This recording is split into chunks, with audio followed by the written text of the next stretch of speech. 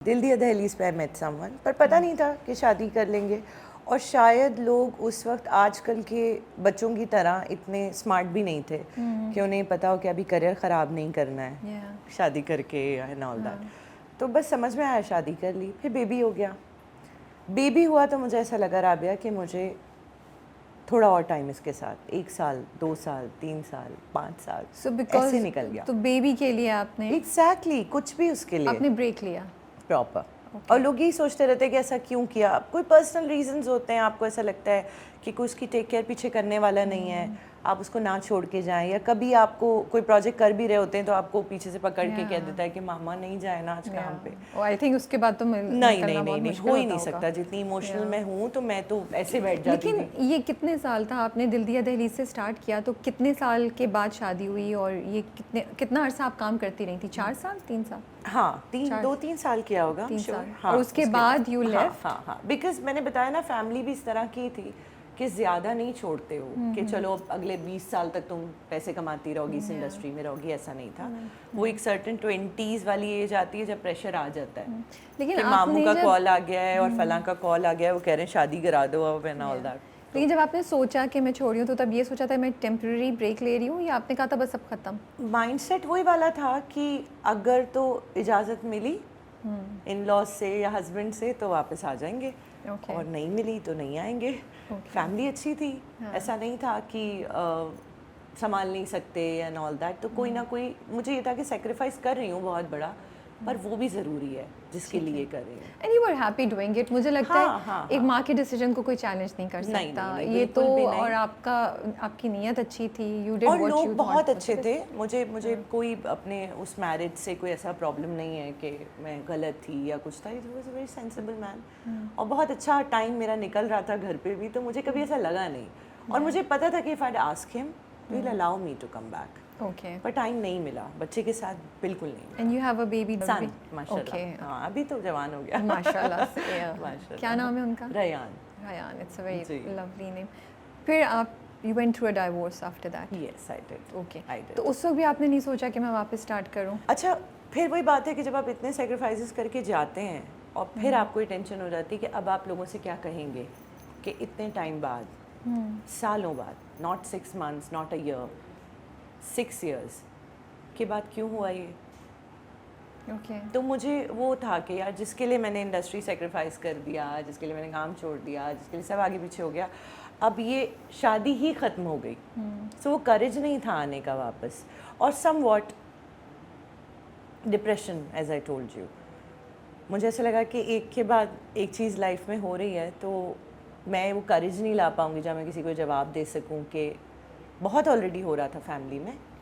क्या हुआ, डिवोर्स हो गया, बच्चे के बाद हो गया, उसने बच्चा छोड़ दिया, उसने ये छोड़ दिया, बच्चा किसके पास रहेगा। Then custody thing happened after a while, उसने और तोड़ा। तो मुझे ऐसा लगता है कि समवॉट डिवोर्स भी रीज़न नहीं बना। डिवोर्स के बाद का जो सारा प्रोसेस होता है औरत की ज़िंदगी में, वो सवाल वो जवाब, अब बच्चे का क्या होगा, अब एक्सपेंसेस कौन देखेगा, वापस काम के लिए कब खड़े होंगे एंड ऑल दैट, कैसे होगा सब कुछ। तो वो डिप्रेशन आपको उसमें पकड़ लेता है, और जहाँ उठने के बजाय और नीचे चले जाते हैं आप। हेबा, I think must have been really you know, plan में नहीं होती ना जो चीज़ें, वो आपको शेक कर देती हैं। मेरी प्लानिंग हमेशा से ये थी कि father of my son, I would live with him. बेटा है मेरा उससे, तो हम अंडरस्टैंडिंग से साथ रहेंगे एक प्रॉपर एक चीज़ में। और इसमें कतई ये नहीं है कि कोई बुरा था या कोई अच्छा इंसान नहीं था, क्योंकि वो मेरे बच्चे का बाप है, तो वो हमेशा एक अच्छा इंसान ही रहेगा हम लोगों के लिए। बट वो ज़िंदगी में कुछ चीज़ें हो जाती हैं और वो आपको हिला देती हैं। अंडरस्टैंडिंग दो लोगों की शायद एक छोटी बेसिक सी बात पे नहीं हो पा रही हो कि टेबल को यहाँ रखना है या वहाँ रखना है। और मैं, वो भी इतना एजुकेटेड आदमी था और मैं खुद भी इतनी सेंसिबल बंदी थी कि मैं रोज़ लड़ नहीं सकती थी एक बात पे। तो हमने डिसाइड किया कि इट्स ओके। और बड़ा डिनर पे डिसाइड किया था हमने, बाय द वे। हमने कोई लड़ाई झगड़ा न उस वक्त किया। Custody case was a problem. It was again shocking for me, because मैंने उनसे उस तरह से, मेरी अलहदगी नहीं हुई थी, बड़ी प्लान्ड हुई थी। तो जब कस्टडी केस हुआ तो मैं धचका लगा। तो कस्टडी केस कितने साल बाद हुआ आपका? जब रैंक 7 के हुए माशाल्लाह। ओके, क्योंकि उससे पहले तो आप कर ही नहीं सकते। तो जब लेकिन आपको कोई ऐसा मतलब हिंट नहीं था, ये वो नहीं था कि मेरे साथ ये हो सकता है? मेरी तरफ से कोई ऐसी चीज़ हुई होगी क्योंकि उनके बकौल कि आप उस तरह से मिलवाते नहीं हो एंड ऑल दैट, बिकॉज वो कनाडा थे और हम यहाँ थे। अब आप मुझे बताएं इतने डिफरेंसेस अगर होंगे तो फ़ोन कॉल, जो छोटा बच्चा है 7 साल के अंदर का बच्चा है, वो खुद से कॉलें कितनी मिला लेगा और कितनी दफ़ा बात कर लेगा एंड ऑल दैट। ये तो अभी 7 साल वाला जो है बहुत वो हो गया है, लेकिन उस वक्त 7 साल नहीं, वाला आजकल के 7 साल बच्चे के पास भी टाइम नहीं है। हमारे पास टाइम नहीं है तो हम बच्चों को क्या बोले? बच्चे मिलाते भी नहीं है कॉल, और ये आप एक्सप्लेन नहीं कर सकते कि किसी हमने को कहा था। आई एम श्योर अगर मैं आपसे पूछूं तो आप कितनी बार अपने बेटे के साथ इन टच रहती होंगी दिन में? I think he must be busy with his friends and his studies and his life, you know. और पता है लगता है ऐसे जैसे पेरेंट से दूर कर रहा है, जबकि ऐसा नहीं होता। आप कमरे से बोल के आए होते हैं बाबा को फ़ोन कर लेना, और वो नहीं करता, वो उसकी चॉइस है, क्योंकि वो अपने गेम में है या प्ले स्टेशन पे है या इधर है या उधर है, तो वो मेरा फॉल्ट नहीं है।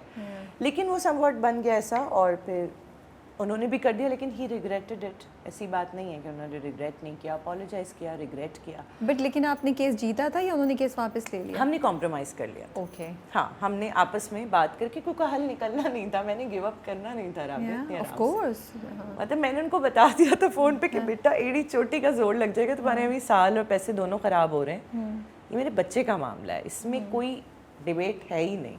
इसमें तो कुछ किडनी भी बेचनी पड़े तो बेच देंगे भाई। आपको डर नहीं लग रहा था कि because you are a women, single mother, तो शायद कोर्ट का डिसीजन उनके हक में चला जाए? तो रोज़ डर लगता था, रोज़ डर लगता था, और बस उसी डर की वजह से एक ऐसा डर बैठ गया अंदर राबिया कि वो कभी निकला ही नहीं, वो डर ना। How angry were you at the system, at everybody around you, कि मैं 7 साल तक या मैं इतने सालों से ख्याल रख रही हूँ, अब एकदम से आके आप मुझे कह रहे हैं कि बच्चा मुझे दे दें? मतलब मैं सोच रही थी जब मैं, I was a different kind of person, मुझे ऐसा लगता था कि इट वाज माय फॉल्ट, या तो मुझे शादी करनी नहीं चाहिए थी, करनी थी तो चलानी चाहिए थी। ओके, आप अभी भी ऐसा ही सोचती हैं या उस वक्त ऐसा सोचती थी? उस वक्त ऐसा मैं सोचती थी। अब चेंज हुई है थिंकिंग या नहीं?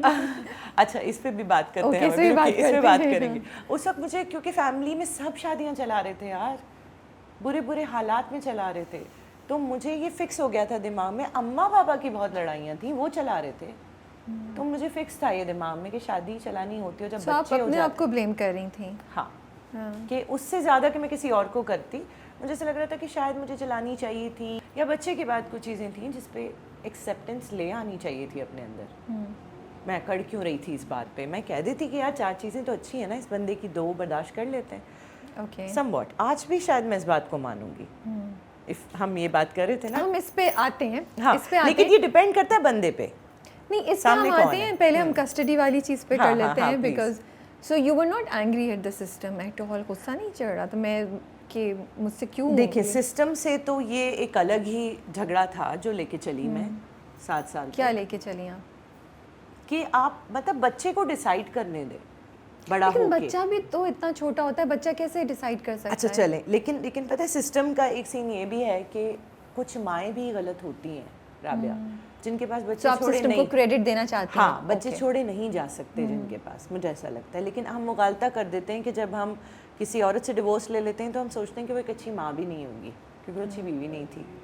हमें ऐसा लग रहा है हमारे पॉइंट ऑफ व्यू से, तो ज़रूरी नहीं है, हो सकता है वो एक बेहतरीन माँ साबित हो और बीवी वाली उसमें कोई कमी या ज़्यादती हो, लेकिन माँ वो बेहतरीन हो सकती है। और माएँ तो आई थिंक 90% बेहतरीन ही होती हैं अपनी, और अपनी तरफ से तो मोस्ट प्रॉब्ली माँ और बाप दोनों ही डिसीजन लेते हैं जो उनको लगता है कि बच्चों के लिए अच्छा और सही होगा। वो कभी कभी अच्छा, नॉट बिकॉज ऑफ मदर्स, कभी कभी फादर्स कस्टडी की बात इसलिए भी करते हैं कि उन्हें लगता है कि बच्चे की बेटरमेंट, एजुकेशन किसी अब्रॉड मुल्क में उनके साथ बेहतर है, किसी बाहर किसी बेहतर जगह पे है। लेकिन मुझे लगता है ह्यूमन एलिमेंट हम लोग भूल जाते हैं उस वक्त, नहीं माँ का जो ह्यूमन एलिमेंट है। हाँ, और बच्चे के लिए कितना शॉकिंग होता है नहीं कि वो आप उसको बोल रहे हैं जगह को छोड़ के, आप कर ही नहीं, पाल ही नहीं सकते उस तरह से, उसको कोई डॉक्टर इंजीनियर बना ही नहीं सकते जब तक वो अपनी माँ के साथ हो। 7 साल बहुत छोटी उम्र होती है मुझे लगता है। 10-12 साल तक भी बच्चे को अपनी माँ की जरूरत होती है। बिल्कुल, जहाँ फादर की मुझे तो लगता है आज तक हमें अपने माँ बाप की जरूरत है, तो 10-12 साल तो बहुत छोटा। लेकिन फादर से भी बच्चे अलग नहीं होने चाहिए, ये भी एक बहुत ऐसा एलिमेंट है, तो इसके लिए आई वाज रिग्रेटिंग। अच्छा, एक एंगल ये है कि एक औरत रिग्रेट कर रही है कि उसकी डिवोर्स क्यों हुई, और एक एंगल ये है कि एक माँ रिग्रेट कर रही है कि उसके पास, उसके बच्चे के पास उस दुनिया की हर नेमत आज मैंने रखी हुई है लेकिन बाप नहीं है। ओके, तो वो भी देना है मुझे। थ्रू मल्टीपल चीज़ें, दिस इज है ना? मतलब बहुत थॉट्स चल रही थी। हाँ जी, Yeah. बहुत ज़्यादा, क्योंकि आपने एक बच्चे को आप दुनिया में लेकर आए हैं, आपको पता है आपने उसे 100% देना है, तो समवॉट आप ये सोचेंगे यार थोड़ी जगह तू चुप हो जाती तो कम से कम उसके साथ उसका बाप होता। ये ब्लेम था बेसिकली जो आप अपने आप को कर रहे थे। ओके बच्चों के बगैर डिवोर्सेस में स्टेट ऑफ माइंड बिल्कुल अलग होता है, बच्चों के बाद स्टेट ऑफ माइंड अलग।